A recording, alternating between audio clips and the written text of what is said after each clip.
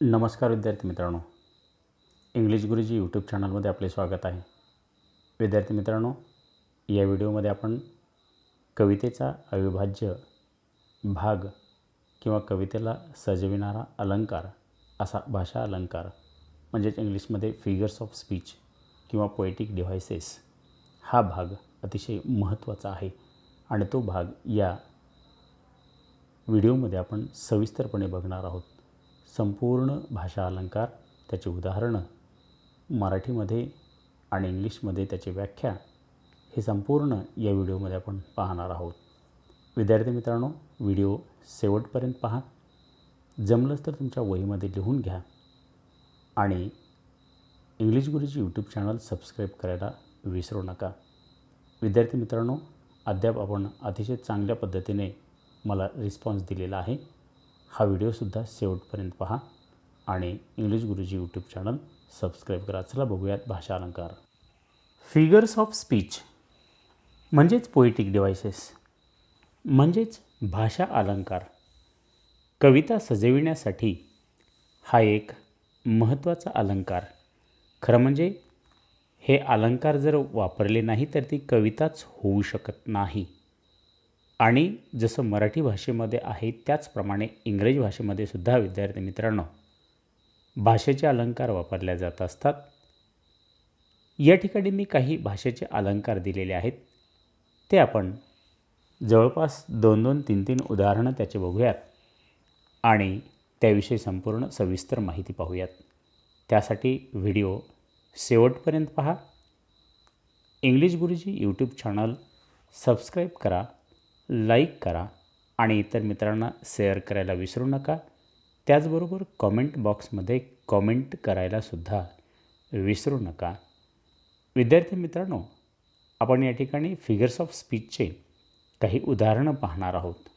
बघा, सर्वप्रथम आपण या ठिकाणी लिस्ट दिलेली आहे. साऊंड म्हणजे आवाजावरती काही अवलंबून असलेले अलंकार आहेत. त्यामध्ये ॲलिटरेशन आहे आणि ऑनोमॅटोपोइया आहे. नंबर 2, कन्स्ट्रक्शन बेस्ड काही अलंकार आहेत. त्यामध्ये रिपिटिशन आणि इन्व्हर्शन. नंबर 3, असोसिएशनशी संबंधित काही अलंकार आहेत. सिनेक्डकी, ट्रान्सफर रिपीटेड. रिसेम्बलन्स म्हणजेच सारखेपणा किंवा सिमिलॅरिटी यावरती सुद्धा 2 अलंकार आहेत. Simile, metaphor. डिफरन्स, कॉन्ट्रास्ट यावरती सुद्धा अलंकार. अँटिथेसिस आणि क्लायमॅक्स. त्याबरोबर इनडायरेक्टनेसवरती सुद्धा आयर्नी हा अलंकार आहे. इमॅजिनेशनवरती, कल्पनेवरती बेस्ड असलेला हा पर्सॉनिफिकेशन आणि हायपरबली हा एक अलंकार आहे. आणि इमोशन, माणसाच्या व्यक्त होणाऱ्या भावना यावरती इंटरॉगेशन आणि एक्सक्लामेशन हाही एक अलंकार या ठिकाणी आपण अभ्यासणार आहोत. चला तर बघूयात. सर्वप्रथम आपण या ठिकाणी sound based figures of speech कोणते आहेत. विद्यार्थी मित्रांनो, आपल्याला समजण्यासाठी मी मराठीमध्ये सविस्तरपणे या ठिकाणी सांगत आहे. पहिला अलंकार या ठिकाणी आपण बघणार आहोत तो म्हणजे ॲलिटरेशन.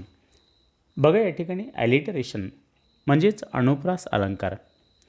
ज्या अतिशय सोप्या पद्धतीने या ठिकाणी सांगायचं म्हटल्याच्या नंतर एका विशिष्ट ओळीमध्ये जो एक शब्द असतो त्या शब्दाचं पहिलं अक्षर जे आहे, इंग्लिशमध्ये आपण ज्याला साऊंड म्हणत असतो, फर्स्ट साऊंड, तो पुन्हा पुन्हा रिपीट केला जात असतो. त्याला ॲलिटरेशन हा फिगर्स ऑफ स्पीच असं म्हटलं जातं. आणि बघा, या ठिकाणी आपण जर उदाहरण पाहण्याचा प्रयत्न जर केला तर या ठिकाणी बघा, उदाहरण अशा प्रकारचं आहे. फर्स्ट एक्झाम्पल आपण पाहूयात. My father travels the late evening train.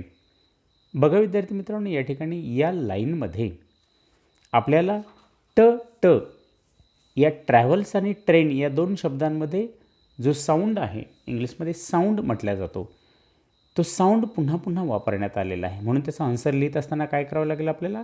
Answer ॲलिटरेशन हे लिहावं लागेल. त्यानंतर त्याचं एक्सप्लेनेशन लिहावं लागतं. इन दिस लाईन ट sound is repeated for greater poetic effect.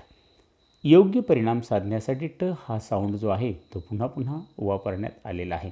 जसं साध्या पद्धतीने आपण मराठीमध्ये म्हणत असतो की काकूने काकाच्या काळ्या कोटातील कागद काढून कात्रीने कराकरा कापला. हा जो या ठिकाणी क क पुन्हा पुन्हा रिपीट करण्यात आलेला आहे तो अनुप्रास अलंकाराचं उदाहरण आहे. नंबर 2चं एक्झाम्पल या ठिकाणी बघूयात. बघा, standing among silent commuters in the yellow light. आता या ठिकाणी आपण जर पाहिलं, स्टँडिंग आणि सायलेंटमध्ये स स हा साऊंड रिपीट करण्यात आलेला आहे. एक्झाम्पल नंबर 3 बघूयात. The long brown path before me leading what ever I choose. इथे सुद्धा ॲलिटरेशनचे एक्झाम्पल पाहत असताना ल लॉंगमध्ये आणि लीडिंगमध्ये ल पुन्हा वापरण्यात आलेलं आहे. त्यानंतर चौथं एक्झाम्पल बघा. Henceforth I whimper no more, postpone no more, need nothing. इथे बघा, नीड नथिंग किंवा न हे जे साऊंड आहे ते पुन्हा पुन्हा वापरण्यात आलेलं आहे आणि म्हणून याचं एक्सप्लेनेशन आपण ॲलिटरेशन इन दिस लाईन न sound is repeated for. So this figure of speech is based on the sound. Second example बघूयात आपण फिगर ऑफ स्पीचचं. ते आहे ऑनोमॅटोपोइया, ज्याला आपण ध्वनी अलंकार असं म्हणत असतो, जो आवाजावरती अवलंबून आहे. आता या ठिकाणी ध्वनी अलंकाराचं एक्झाम्पल जर आपण पाहण्याचा प्रयत्न केला की एखाद्या ओळीमध्ये एखादा शब्द जो आहे अशा पद्धतीने वापरला जात असतो की त्या शब्दामधूनच ध्वनी म्हणजे आवाज प्रेरित होत असतो. आवाज प्रेरित होत असतो. फॉर एक्झाम्पल या ठिकाणी जर आपण काही शब्द असे असतात, हम मीन्स गुणगुणणे, बज, त्यानंतर हिस, रंबल, अशा प्रकारचे काही शब्द असतात की त्या शब्दामधूनच तो जो साऊंड आहे तो प्रेरित होत असतो. फॉर एक्झाम्पल या ठिकाणी एक एक्झाम्पल फर्स्ट पाहूयात आपण. Down sunk the bell with a gargling sound. बघा, इथे गर्गलिंग हा जो शब्द वापरलेला आहे, इथे उत्तर लिहित असताना ओनोमॅटोपोइया हे ओळखायचं, आपण लिहायचं आणि त्यानंतर एक्सप्लेनेशन लिहायचं. In this line the word gargling brings out the sound by bell for greater poetic effect. So the figures of speech based on the sound. आणि म्हणून आवाज जो आहे गर्गलिंग यामधनं तो आवाज या ठिकाणी लक्षात येत असतो. बघा, कुठलाही शब्द ज्या शब्दामधून आवाज प्रेरित होतो, ध्वनित होतो, तो ओनोमॅटोपोइया शब्द. Number 2 example. And over the waves it's warning रंग. या ठिकाणी बघा, आता रंग मीन्स साऊंड प्रेरित केलेला आहे, वाजणे, वाजला अशा पद्धतीचा. म्हणून in this line the rang brings out sound of bell for greater poetic effect. Example 3. The sea birds screamed as the wheel round. आता या ठिकाणी onomatopoeia in this line the word scream. या ठिकाणी स्क्रीम मीन्स किंचाळणे, जोराने ओरडणे, हा शब्दच अशा प्रकारचा आहे. So this word brings out the sound by the bird for greater effect. आणि म्हणून या ठिकाणी हा कुठल्याही प्रकारचा आवाज जो आहे तो ध्वनित होत असतो, तो म्हणजे ओनोमॅटोपोइया ध्वनी अलंकार. एक्झाम्पल नंबर 3 बघा. इथं रिपिटिशन आहे. अतिशय साधा आणि सोपा ओळखण्याचा हा जो प्रकार आहे तो. अशा प्रकारच्या एक अलंकारामध्ये काय केलं जात असतं बघा. The same words are repeated again and again for greater effect in the sentence. एका विशिष्ट वाक्यामध्ये तेच शब्द पुन्हा पुन्हा वापरले जात असतात. बघा या ठिकाणी first example. When I had money oh. बघा या ठिकाणी या लाईनमध्ये काय केलेलं आहे, एक्झाम्पल लिहित असताना, आन्सर लिहित असताना बघा repetition. In this line the word money is repeated pleasingly. Pleasingly means very happily. सहजतेने ते शब्द वापरले आहेत, पुन्हा पुन्हा वापरलेले आहेत. आपण एखाद्या वेळेस सहजतेने आपल्या मनातून शब्द येत असतात. Oh my God, oh my God, म्हणजे हे जे शब्द आहेत रिपीट होत असतात, पुन्हा पुन्हा रिपिटेशन होत असतं. Example number 2. No stir in the air, no stir in the sea. या ठिकाणी नो स्टीर हा शब्द पुन्हा पुन्हा वापरलेला आहे, किंवा त्याचबरोबर इन द हाही शब्द पुन्हा पुन्हा वापरलेला आहे. त्यानंतर एक्झाम्पल नंबर 3. सो लिटल दे रोज, सो लिटल दे फेल. इथे सो लिटल दे जे शब्द जे आहेत ते पुन्हा पुन्हा रिपीट वापरण्यात आलेले आहेत. त्याचं स्पष्टीकरण लिहित असताना कसं लिहावं लागेल, आन्सर, रिपिटेशन हे नाव लिहायचं. In this line words so little and they are repeated for greater poetic effect. Example number 4. Inversion. याला सहजतेने आपण सहज म्हणू शकतो की व्युत्क्रम अलंकार हा जो क्रम आहे या ठिकाणी क्रम चेंज केला जात असतो. या अलंकारामध्ये इथे काय केलं जात असतं बघा, these figures of speech consist in inversion or change the grammatical order of words in a sentence for the sake of emphasis. आणि या ठिकाणी योग्य परिणाम साधण्यासाठी शब्दांची ग्रामरच्या दृष्टीने जी ऑर्डर आहे ती बदलल्या जात असते. For example, her sails from heaven received no motion. Answer inversion. आता या ठिकाणी बघा कसा क्रम बदललेला आहे. In this line correct prose order is not used. So the correct prose order is her sail, means या ठिकाणी her sail subject, received verb, no motion from the heaven. या ठिकाणी subject plus verb plus object अशा पद्धतीने करावयाचं असतं. इथे from the haven सुरुवातीला वापरला होता ॲक्च्युली ओळीमध्ये, आपण त्याला करेक्ट करत असताना वाक्याच्या शेवटी वापरलेला आहे. करेक्ट प्रोज ऑर्डर करून आपल्याला पुन्हा लिहायचे असते. Second example, oh boy in the storm it's floated and swung. Inversion. In this line the correct prose order is not used, so the correct prose order is it floated and swung on a boy in a storm. बघा या ठिकाणी जो on a boy म्हणजे प्रिपोजिशनच्या नंतरचे जे शब्द वापरलेले होते ते शब्द सुरुवातीला वापरले होते. कवितेमध्ये कसं असतं की योग्य परिणाम साधण्यासाठी अशा पद्धतीने शब्दांची अदलाबदल केल्या जात असते आणि म्हणून ती आपल्याला करेक्ट करून पुन्हा दुरुस्त करून लिहायची असते. Example number 3, and over the waves its warning rung. In this line the correct prose order is not used, so the correct prose order is and its warning rung.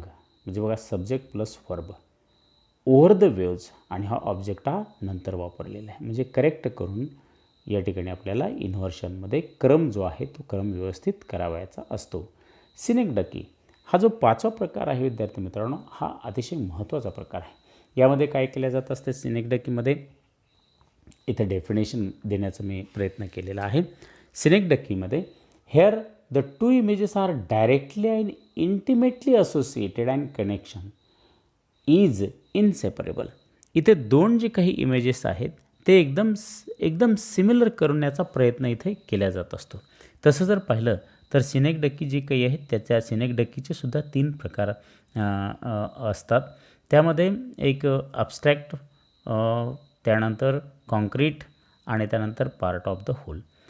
अशा पद्धतीने सिनेक्डकीचे सुद्धा 3 प्रकार पडत असतात. परंतु आपण इथे एक सर्वसाधारणपणे एक्झाम्पल पाहत असताना example first, I see him drinking weak tea eating a stale chapati. आता या ठिकाणी या वाक्यामध्ये मी एक पाहिलेलं आहे अशा पद्धतीने म्हणूयात की I see him drinking weak tea eating a stale chapati. Synecdoche. In this line the part stale chapati. स्टेल चपाती हा जो शब्द आहे तो कशासाठी वापरण्यात आलेला आहे. सिमिलॅरिटी या ठिकाणी दाखवल्या जात असते, जवळपास इंटिमेट, अतिशय इनसेपरेबल आहे असं म्हटलं जात असतं. तो शब्द फूडसाठी वापरलेला आहे, अन्नासाठी वापरलेला आहे. Second example, the lavish moisture of the melting year. इथे बघा या वाक्यामध्ये in this line melting year is stand for the rainy season. आणि हे कशासाठी वापरलेला आहे शब्द, तो रेनी सीझनसाठी वापरलेला आहे. मोर हँड्स शुड बी एम्प्लॉईड. हे तिसरं जे वाक्य आहे त्या ठिकाणी मोर हँड्स हा जो शब्द वापरलेला आहे तो मोर मेन म्हणजे जास्तीत जास्त लोकांना रोजगार मिळाला पाहिजे. अशा पद्धतीने सिनेक्डकीमध्ये या ठिकाणी इंटिमेट किंवा इनसेपरेबल अशा प्रकारचे वर्ड्स वापरले जात असतात. नंबर 6 बघा या ठिकाणी ट्रान्सफर्ड एपिथेट. हा जो ट्रान्सफर्ड एपिथेट हा जो अलंकाराचा प्रकार आहे तो अतिशय महत्त्वाच्या अशा प्रकारचा अलंकाराचा प्रकार आहे. या ठिकाणी बघा पुढे आपल्याला ट्रान्सफर्ड एपिथेटमध्ये काय केलं जात असतं, in a transferred epithet and adjective or descriptive words which properly belong to one things is transferred to another things associated with. यामध्ये काय केलं जात असतं बघा की ॲडजेक्टिव्ह जे काही आहेत किंवा जे वर्णन केलेले जे शब्द आहेत इतर गोष्टीचे ते दुसऱ्या गोष्टीशी जोडल्या जात असतात. फॉर एक्झाम्पल इथं बघूयात. Fed homewards through the humid monsoon night. बघा या ठिकाणी transferred epithet in this line and epithet adjective humid monsoon night म्हटलेलं बघा. तर ह्युमिड हे ॲडजेक्टिव्ह जे आहे is a transfer from the weather to the night. हे ह्युमिड इथं ह्युमिड मान्सून नाईट असं म्हटलं होतं, परंतु ह्युमिड काय एक्सप्रेस करते याच्यामधून, इथं वेदर एक्सप्रेस करत असतं, रात्रीचं हवामान एक्सप्रेस करत असतं. म्हणून जे शब्द जे काही आहेत ते शब्द म्हणजे जे ॲडजेक्टिव्ह जे आहेत ते दुसऱ्या शब्दाला वर्णन करण्यासाठी वापरले जात असतात. इथे बघा, suburb slide past his unseeing eyes. In this line an epithet adjective unseeing is transferred from person to eyes. लोकांच्या डोळ्यासाठी हे शब्द वापरलेले आहेत. Number 3, home again. I see him drinking weak tea. आता या वाक्यामध्ये बघा, ट्रान्सफर्ड एपिटेट इथे वीक हा जो ॲडजेक्टिव्ह वापरलेला आहे तो in this line the epithet adjective weak is transferred from person to tea. आता या ठिकाणी जो चहा घेण्यासाठी हा जो शब्दप्रयोग वापरलेला आहे, चहासाठी हा शब्दप्रयोग वीक हा शब्दप्रयोग, तो पर्सन कोण घेतो तर तो पर्सन टू टी, चहा घेण्यासाठी तो शब्दप्रयोग या ठिकाणी वापरण्यात आलेला आहे. नेक्स्ट जर आपण पाहिलं पुढचा फिगर्स ऑफ स्पीच, तो सिमिली फिगर्स ऑफ स्पीच आहे. विद्यार्थी मित्रांनो, हा जो फिगर्स ऑफ स्पीच आहे तो अतिशय महत्त्वाचा आहे, जो सिमिलॅरिटी सारखा वाटणारा अशा प्रकारचा आहे. या अलंकारामध्ये काय केलं जात असतं, a simile clearly states the similarity existing between two things different in kinds. साधारणपणे दोन वेगवेगळे शब्द जो वेगवेगळे वस्तू ज्या आहेत, ठिकाण जे आहेत ते सारखे त्यामध्ये दाखवल्या जात असतात. आणि हा अलंकार वापरण्यासाठी मी नेहमी सांगत असतो अतिशय सोपी पद्धत आहे. ओळीमध्ये, कवितेच्या ओळीमध्ये, एखाद्या ओळीमध्ये ॲज, सो, सच, लाईक, सिमिलरली असे जर शब्द आले तर निश्चितरीतीने तो अलंकार सिमिली अलंकार आहे, म्हणजे उपमा अलंकार आहे असं स्पष्टपणे आपण लक्षात घ्यायचं. For example, first example, then felt I like a child that holds. आता या ठिकाणी बघा, simile in this line poet himself is directly compared with a child. म्हणजे कवी स्वतःला लाईक अ चाइल्ड, मुलासारखा असं म्हणतो. या वाक्यामध्ये बघा लाईक हा शब्द प्रयोग केलेला आहे. Second example, and now their wives do hum like bees. आता या ठिकाणी बघा, in this line humming of wives, पत्नीचं गुणगुणणं, is directly compared to the humming of bees, मधमाशाच्या गुणगुणण्याशी या ठिकाणी वर्णन केलेलं आहे. लाईक हा शब्द प्रयोग केलेला आहे. पण आपल्याला एक्सप्रेशन करत असताना कोणाशी तुलना केली हे आपल्याला लिहावं लागतं. She walks in beauty like the night of cloudless climes and starry skies. Simile in this line her beauty is directly compared with the cloudless starry skies. तिचं जे सौंदर्य आहे त्याचं वर्णन क्लाउडलेस स्टेरी काईजशी केलेलं आहे. म्हणून पुन्हा लक्षात राहू द्या, सिमिली हा उपमा अलंकार आहे आणि हा अलंकार ओळखण्यासाठी वाक्यामध्ये त्या लाईनमध्ये, ओळीमध्ये ॲज, लाईक, सच, सो, सिमिलरली जर शब्द आले तर तो अलंकार सिमिली अलंकार असतो. मेटाफर अलंकार हा जो रूपक अलंकार आहे त्या रूपक अलंकारामध्ये फार महत्त्वाची गोष्ट आहे. इथं बऱ्याचशा विद्यार्थ्यांना गडबड गोंधळ होत असते सिमिली आणि मेटाफरमध्ये. सिमिलीमध्ये मी म्हटल्याप्रमाणे ॲज, लाईक हे शब्द येत असतात, मेटाफरमध्ये हे शब्द येत नाहीत. परंतु तुलना तर दुसऱ्या वस्तूसोबत होत असते आणि दुसरी वस्तू पहिल्या वस्तूसारखीच आहे, ठिकाणासारखीच आहे असं स्पष्टपणे या ठिकाणी केल्या जात असतं. For example, it will walk into the golden east. बघा या ओळीमध्ये metaphor in this line the golden east is indirectly compared to a heaven for greater effect.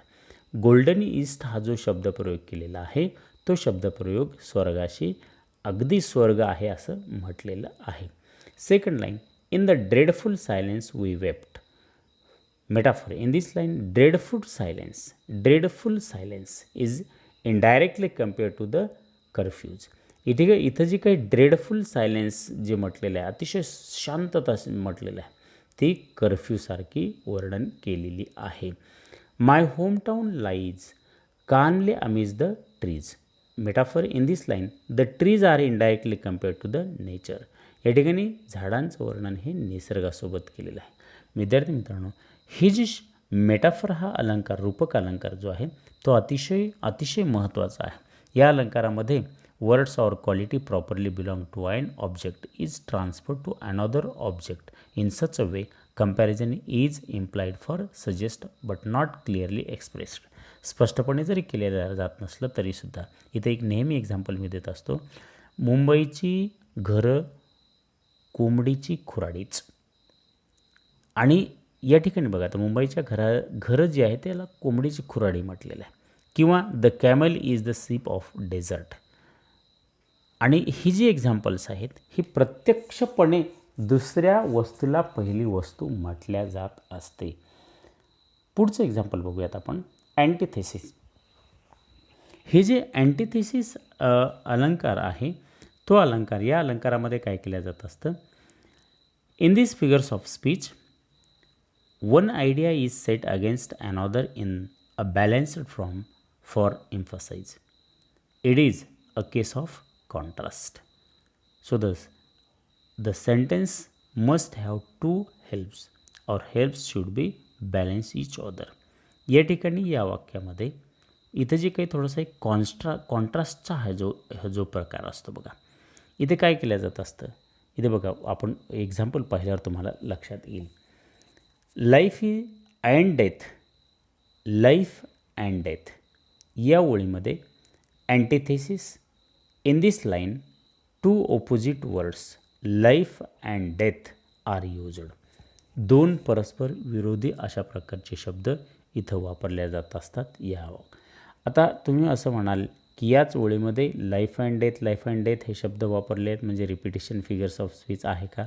Yes, एका ओळीमध्ये 2 फिगर्स ऑफ स्पीच असू शकतात.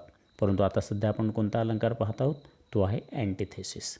म्हणून 2 परस्पर विरोधी शब्द, दिवस रात्र, हे जे परस्पर विरोधी शब्द ज्या ओळींमध्ये वापरले जात असतात त्यावेळेला अँटिथेसिस हा अलंकार असतो.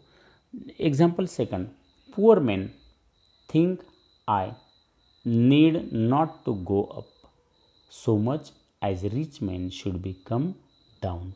आता या ठिकाणी या ओळीमध्ये इथे बघा स्पष्टपणे 2 शब्द, poor men and rich main. Poor, rich हे शब्द वापरलेले आहेत, अप डाऊन हे शब्द वापरलेले आहेत, परस्पर विरोधी शब्द. About, example number 3, about their work from morn till night. कोणते परस्पर विरोधी शब्द वापरलेले आहेत? Antithesis. In this line 2 opposite words, morning and night. Complete, सकाळ संध्याकाळ, हे परस्पर विरोधी शब्द वापरलेले आहेत. म्हणजे लक्षात आलं असेल तुम्हाला की अँटिथेसिस अलंकारामध्ये परस्पर विरुद्ध अर्थाचे शब्द वापरले जात असतात एकाच ओळीमध्ये. पुढचं एक्झाम्पल आहे क्लायमॅक्स. हा जो अलंकार आहे विद्यार्थी मित्रांनो, हा समजण्यासाठी अतिशय सोपा अशा प्रकारचा अलंकार आहे. जर आपण या ठिकाणी पाहिलं, in this figures of speech words, ideas, sentiments are stated in such a manner that the meaning rises from the less important or impressive stage to a more important or impressive one. The ideas, in other words, are arranged in an ascending order of importance. बघा या ठिकाणी या वाक्यामध्ये काय केलं जात असतं विद्यार्थी मित्रांनो, एखाद्या विशिष्ट अशा प्रकारच्या शब्दांची असेंडिंग ऑर्डरनं जोडल्या जात असतं.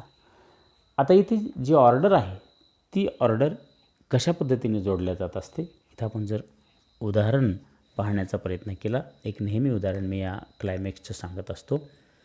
I came, I saw, I conquered. मी आलो, मी पाहिलं, मी जिंकलं. या ठिकाणी सतत एक एक एक एक शब्द जो बघा तो अशा क्रमाक्रमाने या ठिकाणी जोडलेला आहे. इथे एक्झाम्पल नंबर फर्स्ट बघूयात आपण. He hurries across the length of the grey platform, crosses the railway line and enter the lane.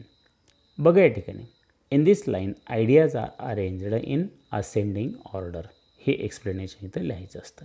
Example second, look up in the sky, it's a bird, it's a plane, it's a superman. In this line ideas are arranged in ascending order. Example number 3, if you think that's bad, it gets worse. Climax, in this line just the ascending ideas are arranged in ascending order. So या ठिकाणी जो climax हा figures of speech आहे, याच्यामध्ये शब्द जे काही आहेत ते क्रमाक्रमाने ठेवल्या जात असतात आणि तेव्हा आपल्याला लक्षात येत असतं की हा अलंकार क्लायमॅक्स हा अलंकार आहे. 11वा फिगर्स ऑफ स्पीच या ठिकाणी जर आपण बघितलं तो आयरॉनी किंवा याला सार्कॅझम हा अलंकार इथं म्हटलं जात असतं. तसं जर पाहिलं तर आयरॉनी म्हणजे उपहासात्मक बोलणे, टोमणे देऊन बोलणे आपण म्हणत असतो. की याच्यामध्ये काय केलं जात असतं विद्यार्थी मित्रांनो, in this mode of speech the real meaning of the words used are different from intended meaning. म्हणजे जे काही शब्द आहेत ते शब्द वेगळ्या पद्धतीने वापरले जात असतात आणि शब्द त्या वाक्यात किंवा ओळीत वापरण्याचा अर्थ मात्र ध्वनीत हा वेगळा होत असतो. For example, the child of cobbler has no shoe. या वाक्यामध्ये बघा काय काय दिलेलं आहे, irony. In this line the child of cobbler is expressed without shoe. आता या ठिकाणी जो शू मेकरचा मुलगा आहे परंतु त्याच्या पायात शू नाहीत. म्हणजे हा जो काही या ठिकाणी वापरलेले जे शब्द आहेत की तर ते शब्द कशासाठी वापरलेले आहेत, थोडंसं उपहासात्मकपणे हे शब्द यूज केले गेलेले आहेत. Second example, a very fine friend you are to forsake me in my trouble. म्हणजे या ठिकाणी फाईन फ्रेंड हा जो शब्द प्रयोग केला in this line, very fine friend suggest the very opposite of what the intent to be express. काय म्हणायचं आहे व्हेरी फाईन फ्रेंडमध्ये, the words fine is used to opposite meaning bad. इथे व्हेरी फाईन फ्रेंड जो आहे तो fine नसून तो बॅड अशा पद्धतीने शब्दप्रयोग इथे केलेला आहे. बऱ्याचशा वेळेस आपण म्हणत असतो एखादा मित्र जर योग्य वेळेवर कामाला आला नाही, वा तू खूप छान माझा मित्र आहेस. आता या ठिकाणी छान ह्या शब्दामध्येच काय येत असतं, पूर्णपणे विरोध दडलेला असतो, उपहास दडलेला असतो. पुढचं एक्झाम्पल बघा विद्यार्थी मित्रांनो, पर्सॉनिफिकेशन. हा जो अलंकार आहे, in this figures of speech human quality or powers are given to inanimate means non living objects or abstract ideas. या ठिकाणी ज्या इनॲनिमेट ज्या गोष्टी आहेत त्या इनॲनिमेट थिंग्सला या ठिकाणी ॲनिमेट थिंग्सच्या क्वालिटीज दिल्या जात असतात, मानवी गुण जे आहेत ते दिल्या जात असतात. त्याला पर्सॉनिफिकेशन हा अलंकार, ज्याला आपण चेतन गुणयोक्ती अलंकार मराठीमध्ये म्हणत असतो, तो अलंकार बघा विद्यार्थी मित्रांनो. फर्स्ट एक्झाम्पल बघूयात. The ship was as still as she could be. Personification, in this line the inanimate object ship is given human quality of steel. The ship is personified. So the figures of speech is based imagination. इथं जी काही जहाज आहे त्या जहाजाला steel शांत असं म्हटलेलं आहे, पण शांत राहण्याचा स्वभाव कोणाचा आहे, तो आहे ह्युमन बिईंगचा, माणसाचा जो अलंकार आहे स्वभाव आहे तो. Next example, they did not move the Inchcape bell. Answer personification, in this line the word move is human activity shown in the waves. या ठिकाणी ज्या वेव्ज आहेत त्या वेव्जला, लाटांना या ठिकाणी मूव्ह होण्याची ॲक्टिव्हिटी दिलेली आहे, परंतु ही ॲक्टिव्हिटी कोणाची आहे तर ती ह्युमन बिईंगची आहे. Example number 3, the sun in heaven was shining gay. आता या ठिकाणी personification in this line the gay in the human activity shown in the sun. आणि म्हणून ह्या ज्या क्वालिटीज असतात त्या क्वालिटीज ह्युमन बिईंगच्या क्वालिटीज ज्या आहेत त्या इनॲनिमेटला म्हणजे निर्जीव वस्तूंना दिल्या जात असतात, तेव्हा आपण चैतन्य गुणयुक्ती किंवा पर्सॉनिफिकेशन अलंकार असं म्हणत असतो. पुढचं एक्झाम्पल बघूयात विद्यार्थी मित्रांनो, ते आहे हायपरबोलीचं. in these figures of speech, something stated as much more or much less than what is really. Actually, it is an exaggerated statement.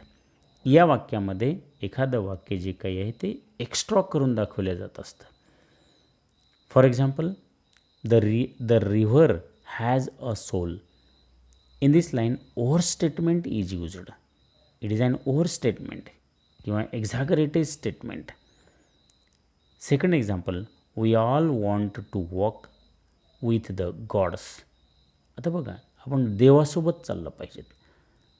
आता ही जी काही जी सेंटेन्स आहे किंवा वाक्यरचना आहे किंवा ओळ आहे ती एक्स्ट्रा अशा पद्धतीने वापरण्यात आलेली आहे. Third example, your skin is softer than silk. आता सिल्कपेक्षाही सॉफ्ट स्किन असं म्हटलेलं आहे. हे सुद्धा स्टेटमेंट जे काही आहे ते ओव्हर स्टेटमेंट आहे. आणि म्हणून या नंबर 3च्या वाक्यामध्ये स रिपीट करण्यात आलेले म्हणजे तो दुसरा अलंकार आहे. अलिटरेशनही अलंकार आहे या वाक्यामध्ये. म्हणजे आधीच सांगितलं की एका ओळीमध्ये 2-2, 3-3 अलंकार असू शकतात, परंतु आपल्याला परीक्षेमध्ये जे सांगितलेलं आहे ते आपल्याला राईट करायचं असतं, लिहायचं असतं. जो अलंकाराचं नाव ओळखायला सांगितलेलं ते आपण लिहायचं असतं. त्यानंतर बघा पुढचा अलंकार आहे इंटरॉगेशन. बघा विद्यार्थी मित्रांनो, या शब्दामध्येच प्रश्न आहे इंटरॉगेशन. या प्रकारच्या वाक्यरचनेमध्ये काय केला जात असतो, प्रश्न विचारला जात असतो की जो प्रश्न आहे तो या ठिकाणी रेटॉरिकल क्वेश्चन असतो की त्या प्रश्नामध्येच उत्तर त्याचं दडलेलं असतं. रेटॉरिकल म्हणतो आपण त्याला. फॉर एक्झाम्पल आपण जर इथं बघितलं तर कॅन यू इमॅजिन दॅट. या ठिकाणी interrogation in this line question is asked for greater poetic effect. Can you imagine that, तुम्ही कल्पना करू शकत नाही, कल्पना करू शकता, म्हणजेच याचं उत्तर जे काही त्याच्यामध्येच दडलेलं आहे, उत्तराची आवश्यकता नसते. अशा प्रकारचा हा जो आहे प्रश्न प्रकार आहे. पुढचं एक्झाम्पल बघा, aren't you ashamed of yourself. इथे सुद्धा उत्तराची आवश्यकता नाही. In this line the question is asked for greater poetic effect. Who is here so base that would be the bondman. इथे सुद्धा उत्तराची आवश्यकता नाही. In this line the question is asked for greater effect. इथे एक simple आणखी गोष्ट सांगतो, जेव्हा जेव्हा ओळीमध्ये क्वेश्चन मार्क आलेला असेल तेव्हा तेव्हा फिगर्स ऑफ स्पीच हा प्रश्न अलंकार, इंटरॉगेशन हा प्रश्न अलंकार आहे. नेक्स्ट जर आपण बघितलं, जो आपण पाहिल्या जाणाऱ्यापैकी जर आपण म्हटलं तर तो शेवटचा अलंकार तो आहे एक्सक्लामेशन. आणि हा सुद्धा एक्सक्लामेशन या फिगर्स ऑफ स्पीचमध्ये सुद्धा sudden expression of an emotion expressed.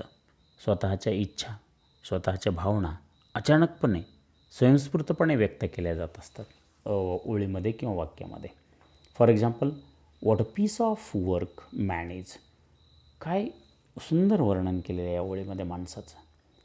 Answer लिहित असताना explanation in this line the poet expresses an emotion about a man. माणसाविषयीचं जे वर्णन केलेलं आहे ते पीस ऑफ वर्क असं म्हटलेलं आहे. Next example, had I the wing of dove I would fly to thee again. Exclamation, उद्गारवाचक ज्याला आपण म्हणत असतो. In this line the poet expresses and emotion having the wing of a डो.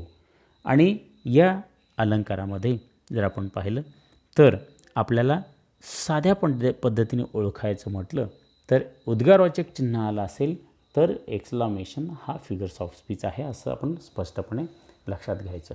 विद्यार्थी मित्रांनो, अशा पद्धतीने आपण इथं फिगर्स ऑफ स्पीच भाषा अलंकार आपण पाहिलेले आहेत. आणखी काही भाषा अलंकार आहेत, परंतु महत्त्वाचे तेवढे अलंकार आपण इथे पाहिलेले आहेत. माझी खात्री आहे की तुम्हाला निश्चितरीतीने हे अलंकार आवडलेले असतील. म्हणून माझे इंग्लिश गुरुजी यूट्यूब चॅनल सबस्क्राईब करा, लाईक करा आणि कॉमेंट करायला विसरू नका. थँक्यू.